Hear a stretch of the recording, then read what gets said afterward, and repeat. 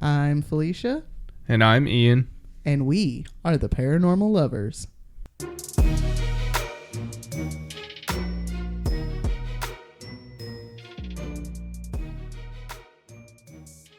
Hello, paranormal dudes, dudettes, and dudays. Welcome back to another episode of the Paranormal Lovers. Hey guys, Hey guys. welcome back to another episode, number 149. Yeah. I can't keep track of these damn things anymore. Ugh. So we have another Ian episode for you guys this week. Yeah. Another cryptid. But what did you love about the last 3 weeks that we haven't recorded? Oh gosh. It's got to be the motorcycle. Yep. He Yeah. finally got a damn bike. Got me an RTR. It's amazing. What did you love about this week or the last 3 weeks? I've been going back to the gym, which feels great. Yeah. So for that's sure. been fun. But yeah, that's about it. Yeah. Okay. Welcome back, guys. Sorry about the big pause. Life happens. We all go through stuff from time to time. Just wanted you to just wanted to remind you guys, call your friends if you know somebody with mental issues, having issues. Check on them from time to time. There's a suicide prevention hotline if you or someone else is thinking the unthinkable. Now for today's episode. Number's 988, by the way. Yeah.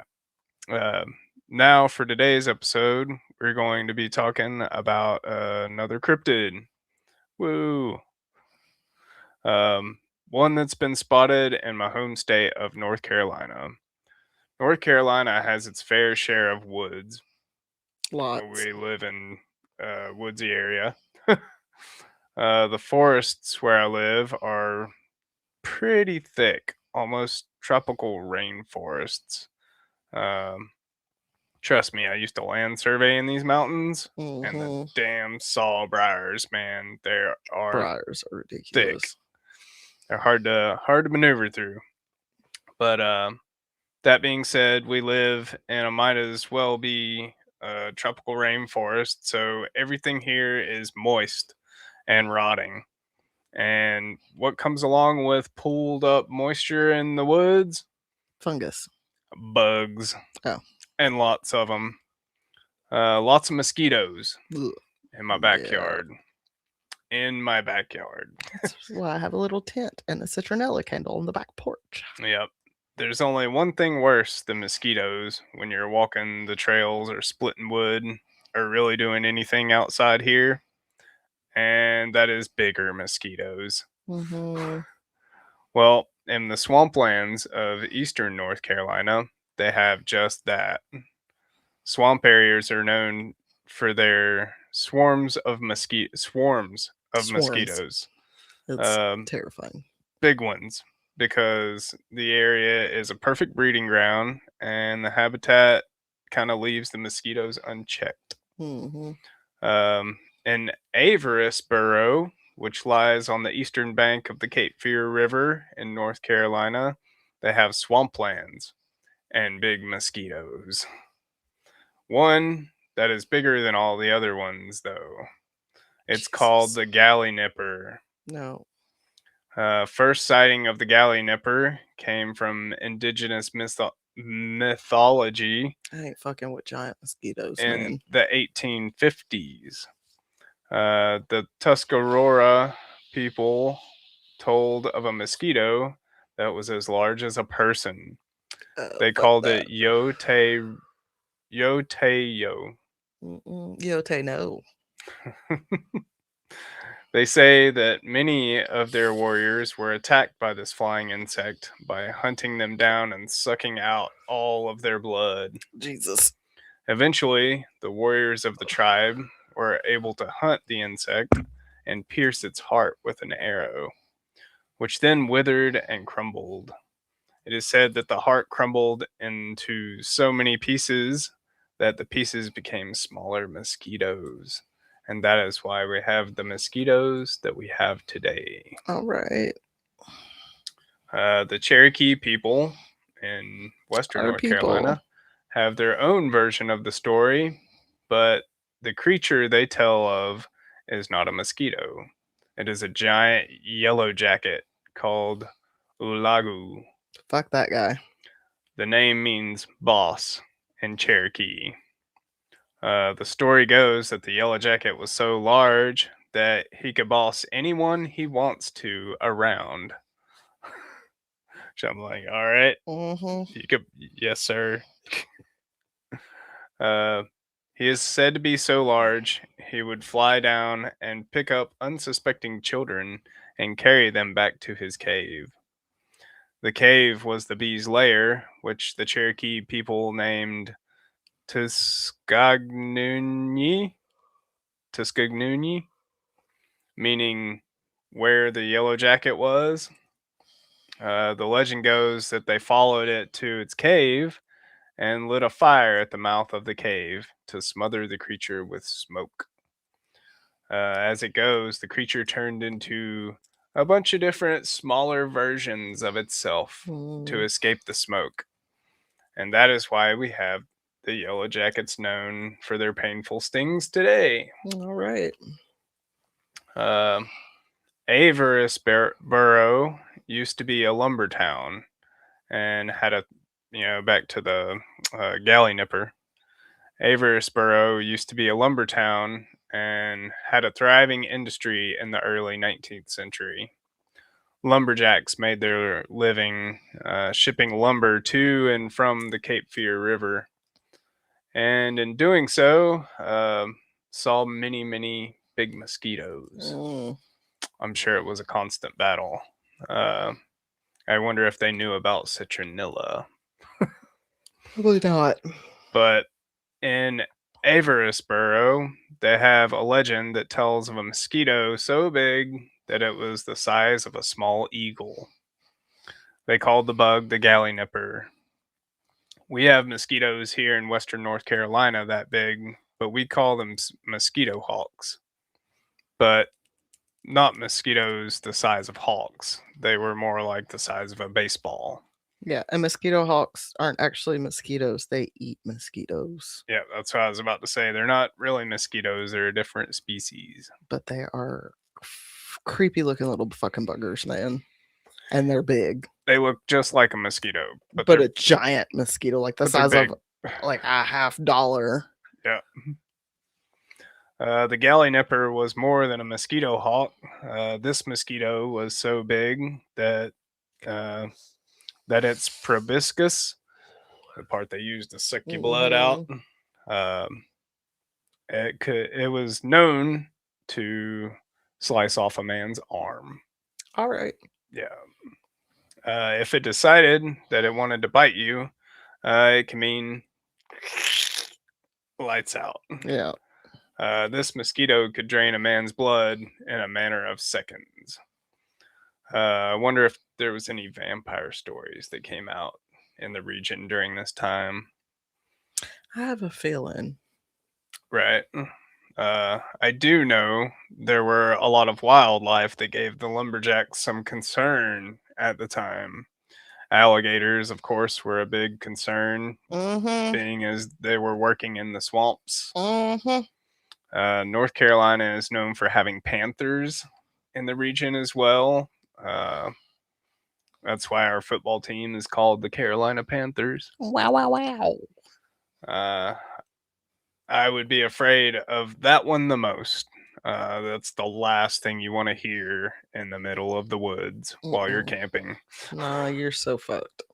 Black bears are always a problem in these woods, especially during breakfast when you're cooking a full lumberjack breakfast. Mm.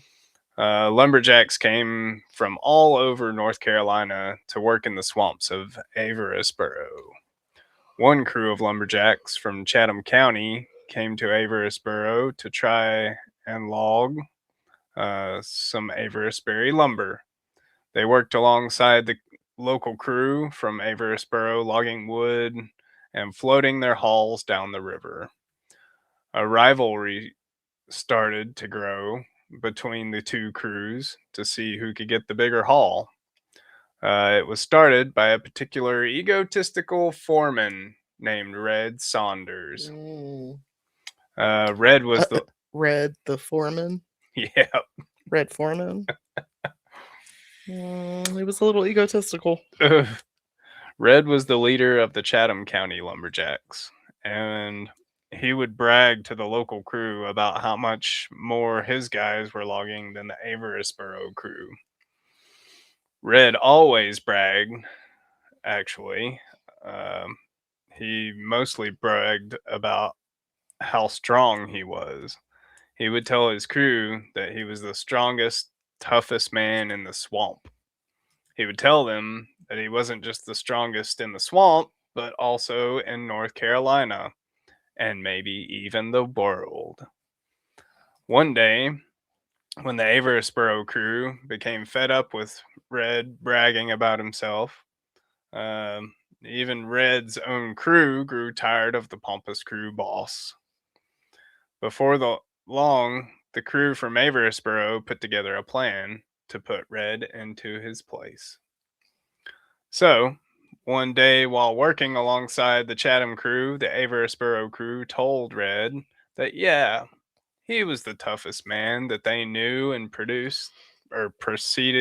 oh, that they knew and proceeded to place bets with the crew that Red was not tough enough to take his shirt off and lay face down in the middle of the woods and let the mosquitos bite him for an hour. You see, the Averysboro crew knew the stories of the Gallinipper, but Red, being the egotistical man that he was not about to let his crew lose the bet. So both crews found a quiet corner of the woods where the water was still and the mosquitoes were thick. Thick. Thick. The workers built them a small fire so that they could watch what happened to Red without getting bit themselves, and started timing Red as he lay face down in the mud not far away. Red's back soon became covered with a thick layer of mosquitoes. It's just making me itch right Mm-hmm. now, sucking the blood from his back. Red's back became swollen with lots and lots of itchy red little whelks, but Red still laid there chuckling. Red would only move to look over at the workers and tell them, I hope these mosquitoes over there aren't getting too much for y'all, quote unquote. This continued for some time. Red really was enduring the mosquitoes. Um, 3/4 of an hour passed, and not even a flinch from Red. And then something happened. Something latched down on Red, and he felt a stabbing pain in his back, like a small knife being slowly jabbed into him. As the searing sharp pain cut into Red's back, he heard one of the workers scream out from the fire, Gallinipper! Red panicked. With a whirl, he spun, throwing the Gallinipper off. Red then got up and jumped into the swampy waters, completely submerging himself until he knew that the Gallinipper had flown off. Red crawled out of the swamp. He was muddy, and his back was red and swollen from the bites. The workers from the fire told him about the Gallinipper that they had seen, and told Red how lucky he was to have survived. They said the Gallinipper was one of the biggest ones they had seen. They said it was the size of an eagle. What Red didn't know was that the workers, while he wasn't looking, had thrown a red hot coal from the fire onto his back to Mm. make him think that a Gallinipper was biting him on the back. Mm. The men were laughing at Red and his mosquito bitten back. This took Red's ego down a notch, and Red was fairly quiet for a week or two after the incident. But then it came right back. He started bragging that he had come to, or well, His bragging had come to a screeching halt for a while, and his back was very itchy for a while. But after a while, he began to brag again.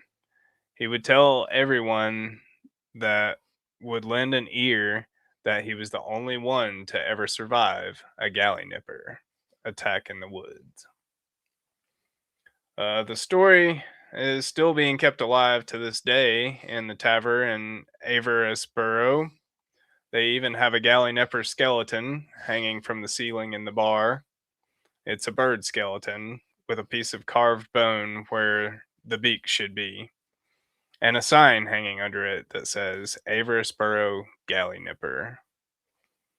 The legendary Gallinipper that bit Red that day may not be real, uh, but there is a species of mosquito that is very large and particularly aggressive that does exist in the southeastern United States.